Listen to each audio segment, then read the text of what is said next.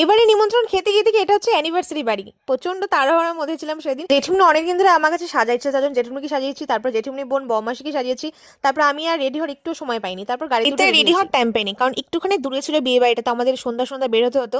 তো আর কি গাড়িতে যেতে যেতে রেডি হয়েছি, বাকি সবাইকে রেডি করেছি। এরকমই হয়, যারা সাজগোজ করায় নিজে রেডি হওয়ার সময় থাকে না। বেস মেকআপ আমি কিচ্ছু করতে পারিনি, কোনো মতে একটু লাইনার পরেছি, একটু শ্যাডো পরেছি, তারপর হালকা একটু লিপস্টিক পরে, দ্যাটস ইট। তারপরে গিয়ে খালি আমি চুলটা বেঁধেছি, তারপরে দেখো অ্যানিভার্সারি সেলিব্রেট শুরু হয়ে গেছে।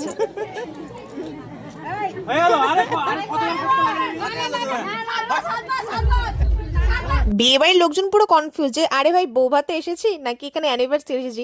যাই হোক, মাসিমশাই সবাই আমরা একসাথে এসেছিলাম, তো আমরা ভেবেছিলাম মাসিমশাইকে সারপ্রাইজ দেবো।